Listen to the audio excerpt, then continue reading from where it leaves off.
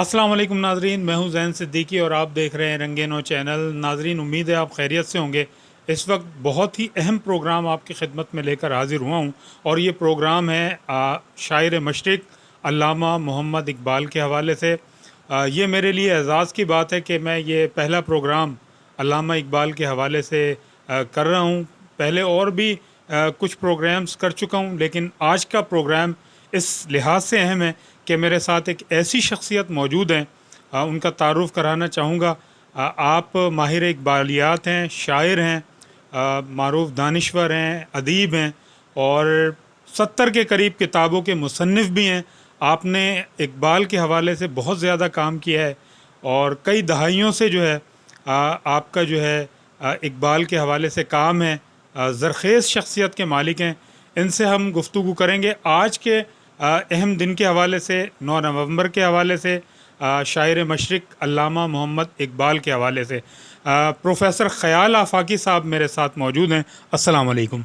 वालेकुम अस्सलाम रहमतुल्लाहि व बरकातहू। क्या हाल है सर, आपके खैरियत से हैं? अल्हम्दुलिल्लाह, आप कैसे हैं? अल्लाह का करम है, सब खैरियत है। नाज़रीन, यहाँ मैं प्रोफेसर ख़याल आफ़ाकी साहब की कुछ किताबें आपकी नज़र करना चाहूँगा, दिखाना चाहूँगा आपको। ये है निशान इकबाल, बहुत खूबसूरत किताब है, खूबसूरत इसकी जिल्द है। ये आपने जो है तहरीर की है, माशाल्लाह बहुत खूबसूरत टाइटल है।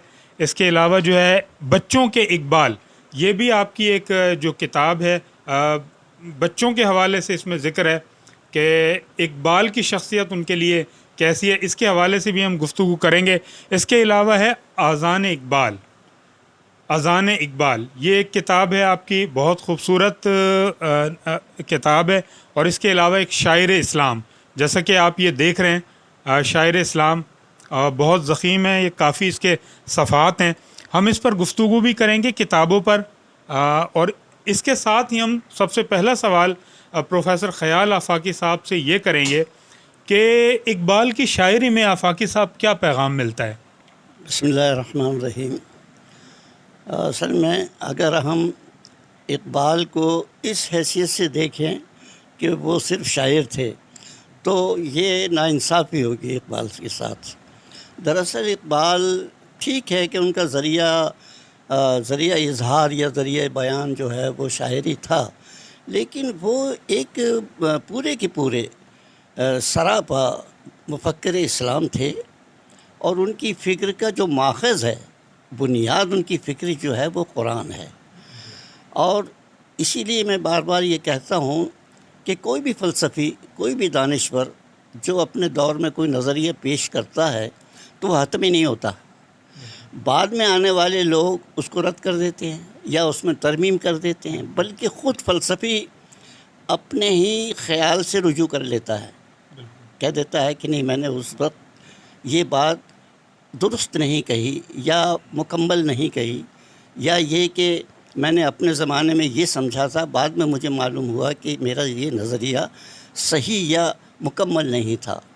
तो इस एतबार से अगर हम अल्लामा इकबाल को फ़लसफ़ी समझें, दानिश्वर समझें, तो फिर हम कैसे ये यकीन कर लें कि इकबाल जो है वो मुकम्मल थे? सही बात है। लेकिन नहीं, ऐसा हम नहीं कर सकते। हमें इकबाल को मुकम्मल मानना पड़ेगा, उनके किसी भी नज़रिए की तरदीद नहीं करनी होगी। वो क्यों? इसलिए कि उनका नज़रिया अपना नहीं था, उनका नज़रिया कुरानी नज़रिया था।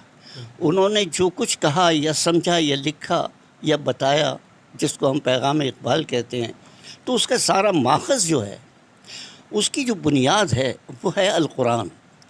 कलाम इलाही को उन्होंने अपनी पूरी शख्सियत के अंदर, अपने अफ़कार के अंदर उतार लिया था। और खा वो नस्र हो उनकी जो है, और खा वो उनकी शायरी हो।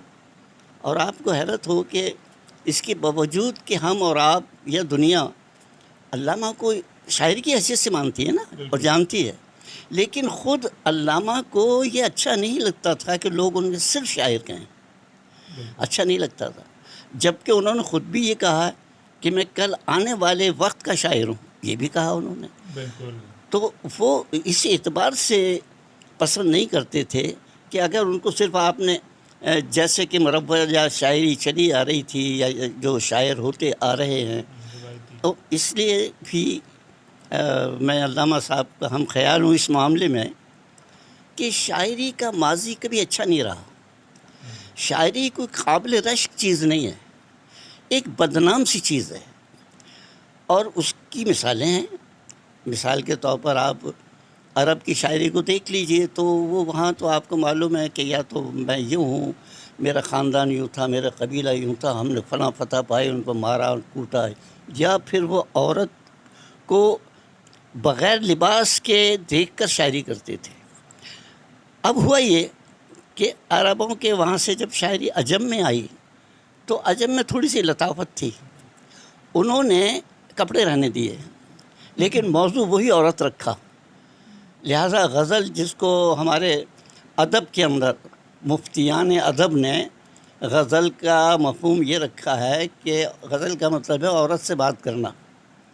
اب میں ایک سوال کر سکتا ہوں، معصومانہ سوال، کہ کس عورت سے بات کرنا جو آپ کے گھر میں اس سے نہیں؟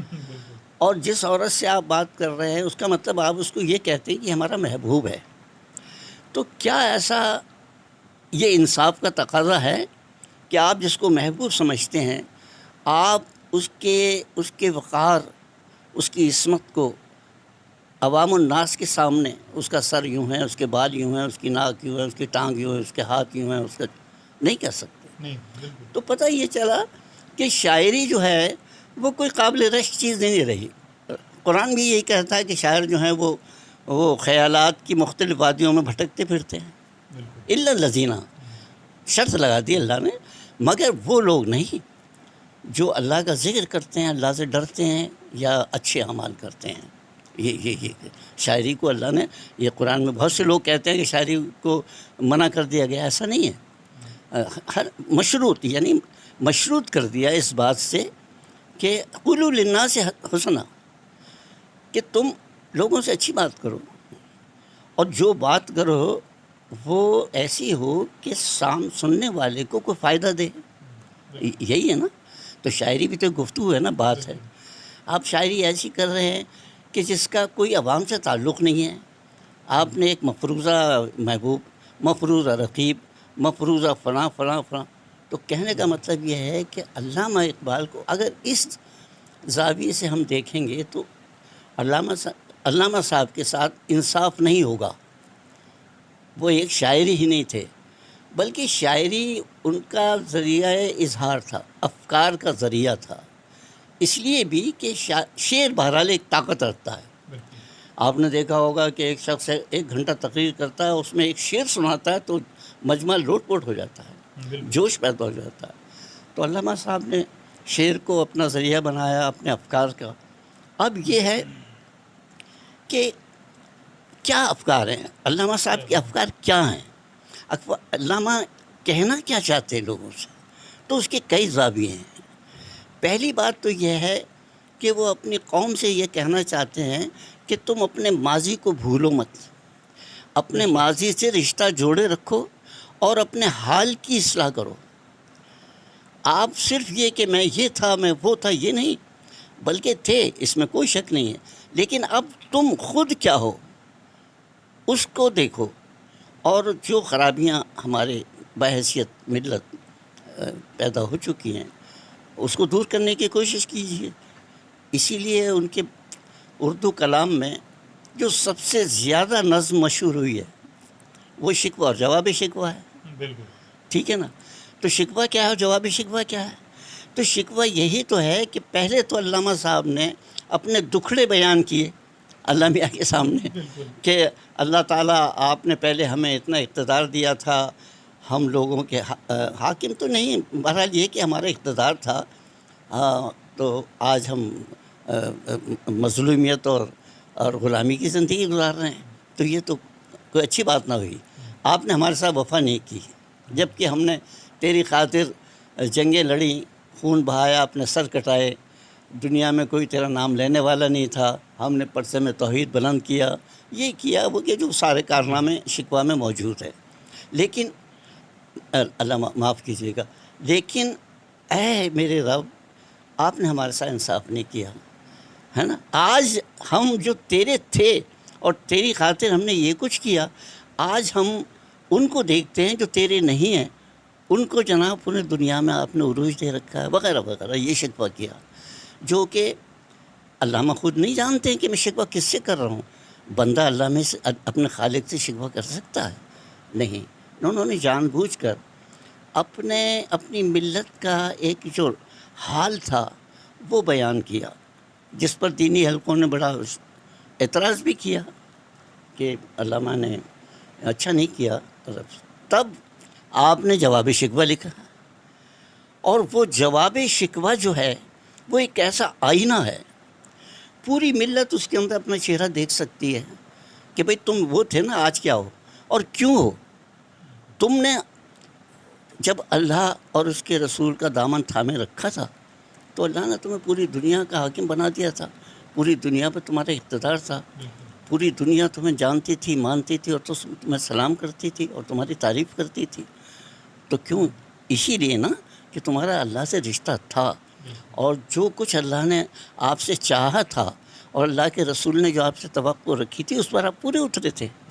آج آپ نے وہ تعلق ختم کر دیا ہے، اللہ سے وہ رشتہ چھوڑ دیا ہے، تو اس کا نتیجہ یہ ہے کہ آج در در خراب ہو، کل حاکم تھا آج غلام ہو، کل تمہارا پرچم لہرا رہا تھا، اب تو تمہاری پرچم کا کوئی تصور ہی نہیں ہے۔ تو لہذا آخر میں آپ دیکھیں علامہ صاحب کی فکر کا، پیغامی فکر کا جو ماخذ ہے وہ ایک شعر ہے، اور اسی جواب شکوہ آپ نے فرمایا کہ محمد سے وفا تو نے تو ہم تیرے ہیں، یہ جہاں چیز ہے کیا لوح و قلم تیرے ہیں۔ آج بھی اگر تم اپنی اصلاح کر لو، اس رشتے کو جوڑ لو، تو ہم کہیں چلے گئے کیا؟ ہاں، مگر شرط یہ ہے کہ اب جیسے میں آپ سے بھی پوچھتا ہوں، خود سے بھی سوال کر سکتا ہوں کہ جس اللہ کو ہم مانتے اور جانتے ہیں، ہم نے تو نہیں دیکھا اللہ کو۔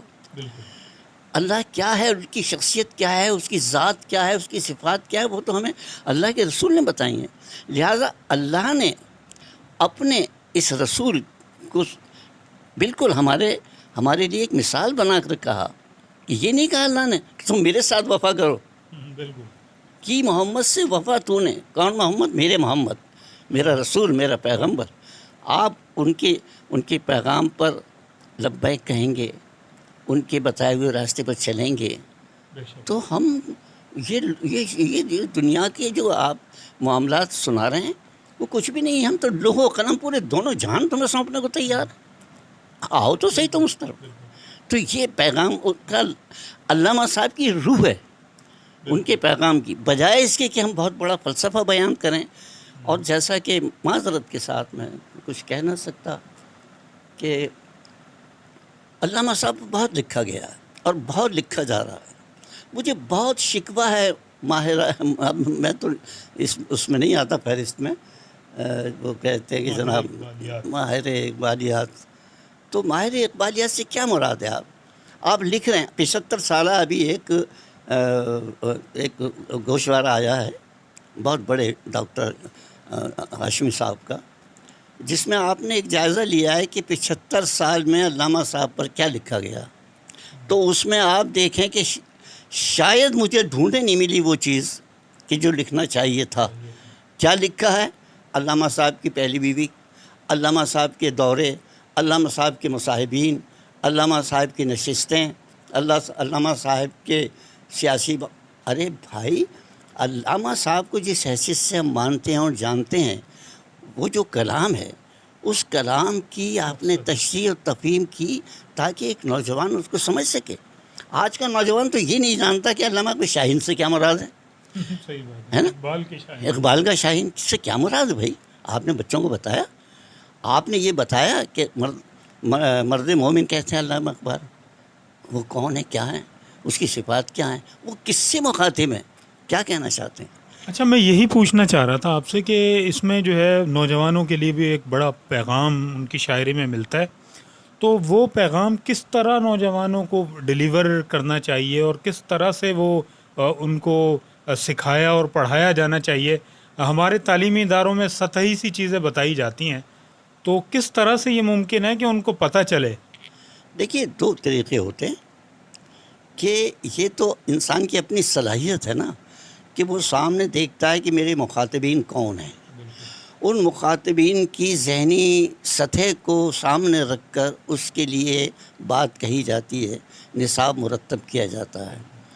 اب ہم پہلے تو بات یہ ہے کہ علامہ صاحب نے علامہ صاحب کے تو مخاطبین ہی نوجوان تھے، بالکل، اور وہ یہ سمجھتے تھے کہ میں لفظ بوڑھا طوطا نہیں کہنا چاہتا، اچھی بات نہیں ہے، وہ کہتے تھے کہ ہم اور آپ تو زندگیاں گزار چکے، بالکل، اب آنے والی نسل جو ہے وہ ہماری ملت ہے، وہی اس قوم کا سرمایہ ہے۔ تو لہٰذا علامہ نے اپنے فکر کا دھارا جو ہے وہ نوجوانوں کی طرف رکھا، اور علامہ صاحب کو سست، کاہل اور کمزور نوجوان پسند نہیں ہے، بالکل، جیسا کہ ہے تو پہاڑوں کی کیا ہے وہ، کیا نہیں تیرا نشیمن قصر سلطانی کے گنبد پر، تو شاہی بسیرا کر پہاڑوں کی چٹ۔ اسی طرح وہ کہتے ہیں تیرے قالی ہیں ایرانی، تیرے صوفیں افرنگی، تیرے صوفیں افرنگی، تیرے قالی ایرانی، لہو مجھ کو رلاتی ہے جوانوں کی تناسانی۔ جوان اس لیے تھوڑی ہے، مسلم جوان، مرد مومن، وہ تو ایک جیت ہے، وہ تو ایک قوی اور طاقتور انسان ہے، جسمانی طور پر بھی اور روحانی طور پر بھی۔ اچھا، ہمارے نوجوانوں کو یہ بھی بتائیے، آپ جو لوگ دیکھ رہے ہیں ہمارے ناظرین، ان کو یہ بھی بتائیے کہ علامہ اقبال کے بارے میں آفاقی شاعر کا لفظ استعمال کیا جاتا ہے، تو اس سے کیا مراد ہے، تاکہ جو آفاقی کے معنی و مفہوم نہیں سمجھتے ان کو یہ علم ہو سکے کہ وہ شاعری کے کس بلندی پر تھے۔ دیکھیے یہ لفظ تو بڑا بھاری لفظ ہے، میں تو آپ سے بہت چھوٹا سا لفظ بیان کروں۔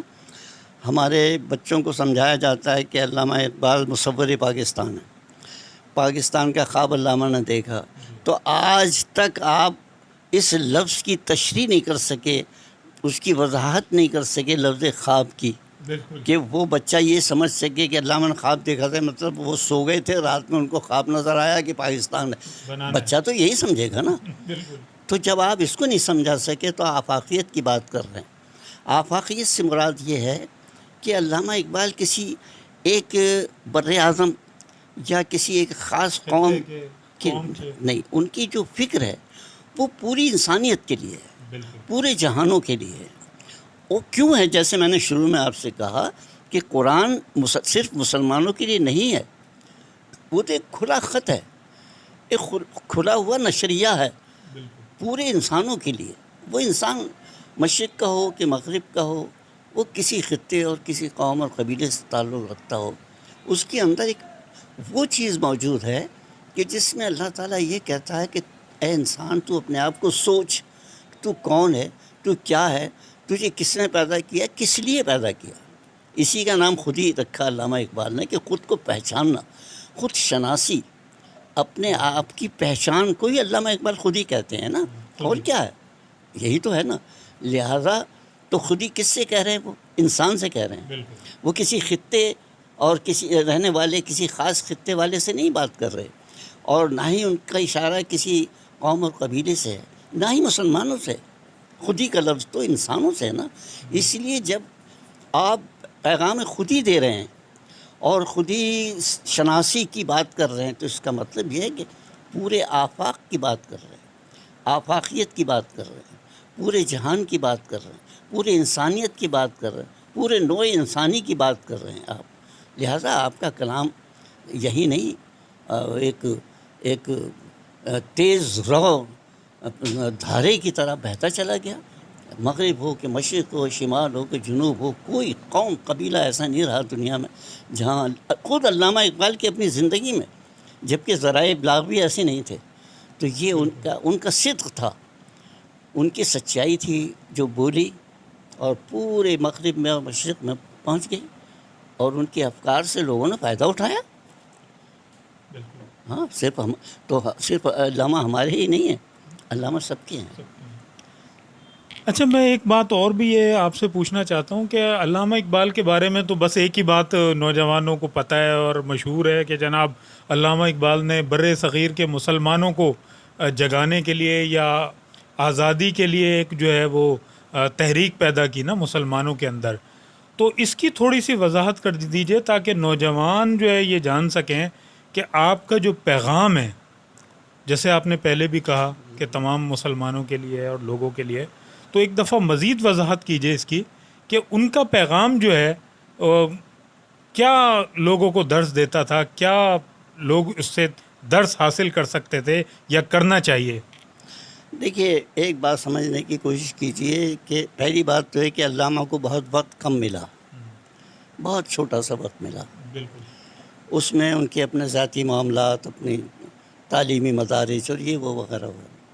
اب دیکھنا یہ ہے کہ جس دور میں علامہ اقبال نے آنکھیں کھولی تو آپ نے سب سے پہلی بات تو یہ دیکھی کہ جس ملک میں پیدا ہوا ہوں اس میں سب غلام بستے ہیں. بالکل. ہم ایک غلامی کی حیثیت سے زندگی گزار رہے ہیں، نمبر ایک.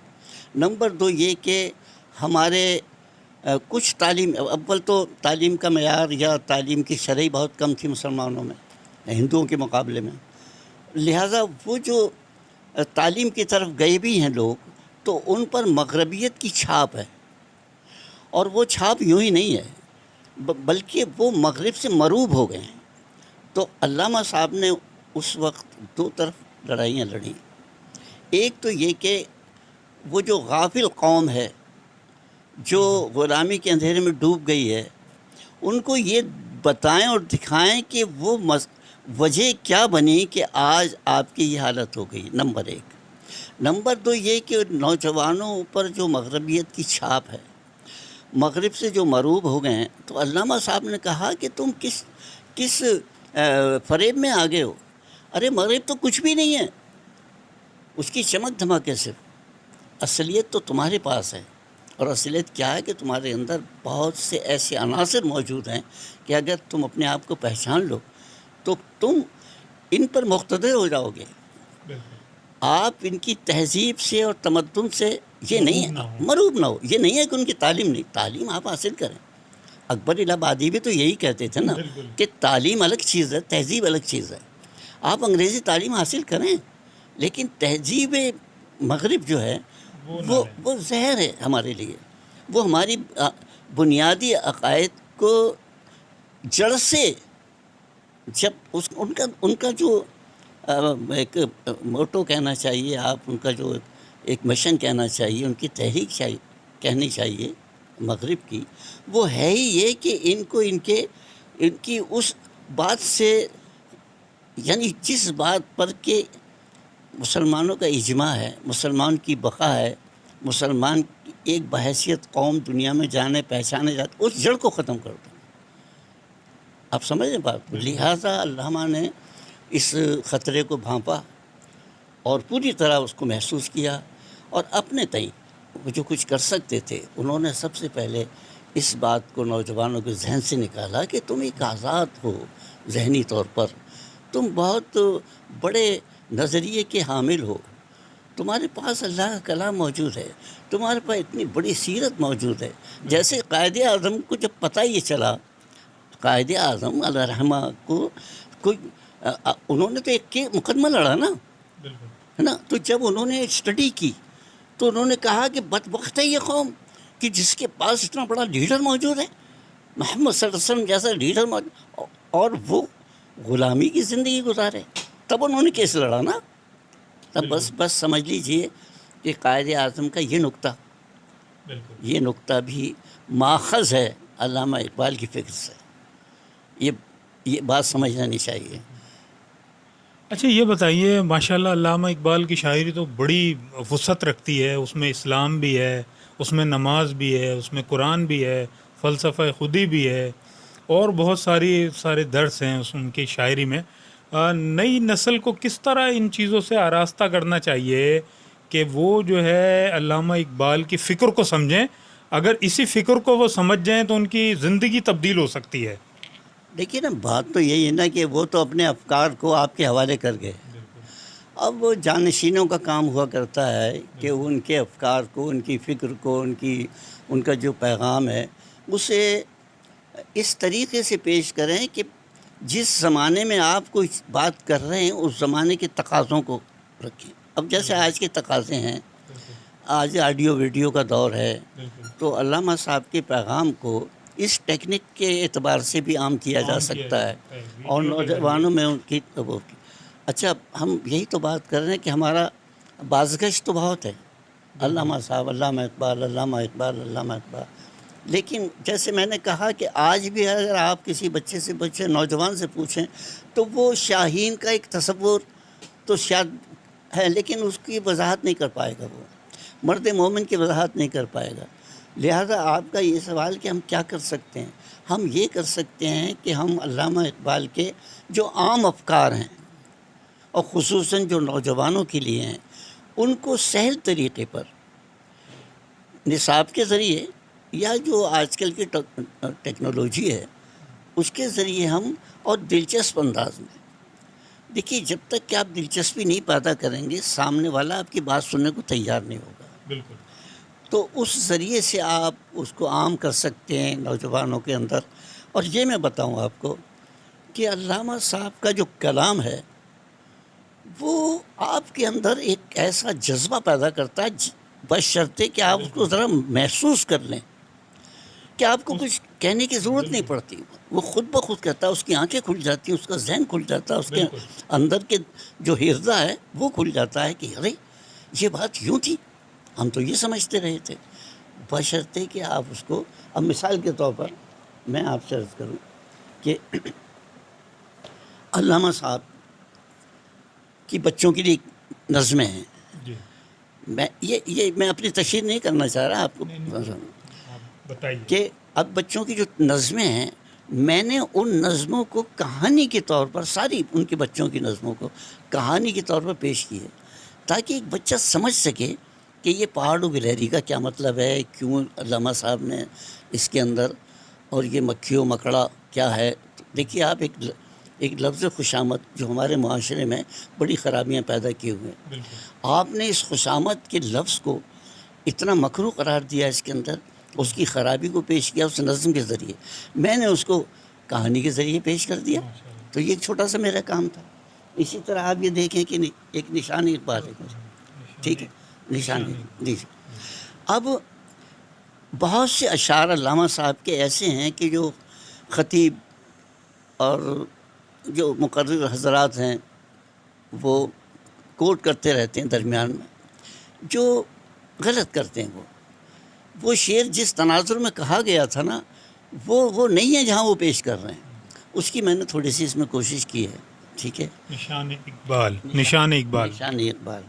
اذان اقبال میں نے وہ سارے موضوعات، جن موضوعات پر اردو شاعری کی بات ہو رہی ہے علامہ اقبال کی، جن موضوعات پر انہوں نے بحیثیت مجموعی اپنی فکر کو اردو میں پیش کیا ہے، اس کے میں نے الگ الگ موضوعات بنا کر اس کو اذان اقبال کے نام سے پیش کیا ہے.